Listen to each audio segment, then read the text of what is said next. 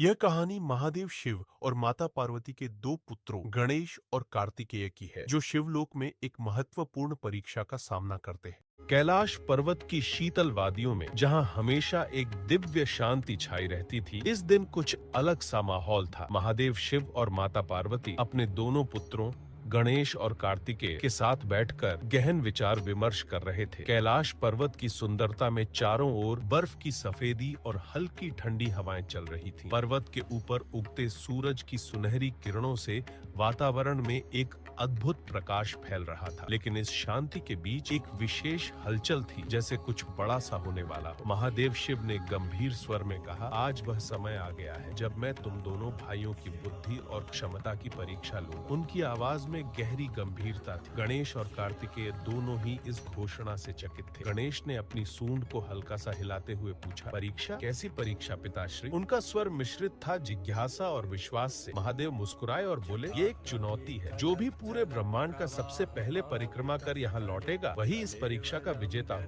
कार्तिकेय, जो पहले से ही अपनी मयूर पर सवार होने के लिए तैयार थे, तुरंत अपनी चप्पलता और बल का प्रदर्शन करने के लिए मयूर की पीठ पर चढ़ गए। उनका विश्वास था कि उनकी तेज गति और दृढ़ निश्चय उन्हें इस प्रतियोगिता का विजेता बना देंगे। लेकिन वहीं गणेश ने शांत मन से सुना, लेकिन उन्होंने अपने स्थान से उठने की कोई जल्दी नहीं की। उनकी आंखों में गहरी सोच थी और वे किसी भी स्थिति को समझने की कोशिश कर रहे थे। कार्तिकेय ने अपनी मयूर पर चढ़कर तुरंत ही उड़ान भर दी। उनका उद्देश्य केवल एक था, पूरे ब्रह्मांड की परिक्रमा करके जल्दी से लौट आना। उनका मानना था कि गति ही सबसे बड़ा साधन है। वे आकाश में उड़ते हुए दूर दूर तक चले गए, जबकि गणेश अपने स्थान पर खड़े रहे। और गणेश ने धीरे से पिताश्री से पूछा, पिताश्री, ये परीक्षा केवल बल की है या बुद्धि की भी? शिव मुस्कुराए और बोले, गणेश, यह परीक्षा है सोचने की क्षमता और निर्णय की। गणेश को यह समझने में देर नहीं लगी कि यह केवल एक शारीरिक प्रतियोगिता नहीं, बल्कि एक मानसिक परीक्षा भी है।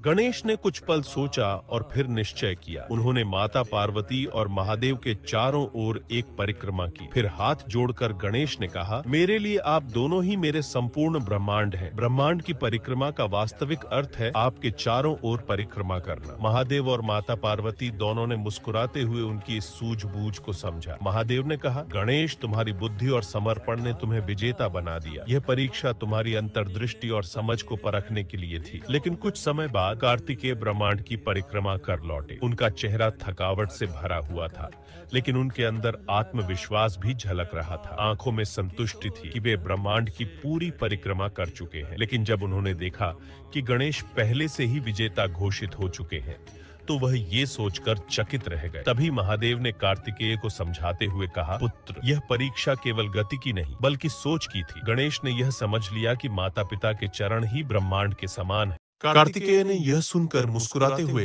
अपने भाई गणेश को गले लगाया। उन्होंने समझ लिया कि तेज गति ही नहीं, सही दृष्टिकोण भी महत्वपूर्ण है। यह सिर्फ दौड़ नहीं थी, बल्कि सही सोच और समझ का भी खेल था। और इस प्रकार गणेश की बुद्धिमत्ता और समर्पण ने उन्हें सफलता दिलाई। तभी से उन्हें बुद्धि के देवता के रूप में पूजा जाने लगा। उनकी यह परीक्षा और विजय उनके अद्भुत दृष्टिकोण और विचारशीलता का प्रतीक बन गई। महादेव, माता पार्वती और उनके पुत्रों गणेश व कार्तिकेय की इस कथा से हमें कई महत्वपूर्ण बातें सीखने को मिलती हैं। यह कहानी सिखाती है कि जीवन में केवल शारीरिक बल या गति ही नहीं, बल्कि सूझबूझ और सही दृष्टिकोण भी उतना ही आवश्यक है। गणेश ने यह समझकर कि माता पिता के चरण ही समस्त ब्रह्मांड है, अपनी बुद्धिमत्ता से विजेता का दर्जा पाया। किसी भी समस्या का समाधान केवल कठिन परिश्रम से नहीं, बल्कि सही दृष्टिकोण और रचनात्मक सोच से किया जा सकता है। कार्तिकेय ने शारीरिक परिश्रम पर भरोसा किया, जबकि गणेश ने समस्या को एक अलग नजरिए से देखा। हर व्यक्ति के पास अपनी अलग विशेषताएं और क्षमताएं होती हैं। तेज गति में कार्तिकेय उत्कृष्ट थे, जबकि बुद्धि और विवेक में गणेश अग्रणी रहे। यह सिखाता है कि हमें अपनी ताकत तेज गति में कार्तिक और उसका सही थे, जबकि बुद्धि जीवन विवेक में गणेश अग्रणी रहे। यह सिखाता है कि हमें अपनी ताकत को पहचानना चाहिए और उसका सही उपयोग करना चाहिए। जीवन गणेश ने बिना हड़बड़ी के सोच समझकर कदम जो व्यक्ति और विजय प्राप्त। यह कहानी हमें यह भी सिखाती है कि सफलता वही सही निर्णय परिश्रम नहीं, बल्कि समझदार। गणेश ने बिना हड़बड़ी के सोच समझकर जीवन में किसी भी विजय प्राप्त। यह कहानी हमें यह भी सिखाती है कि सफलता का आधार केवल परिश्रम नहीं, बल्कि समझदारी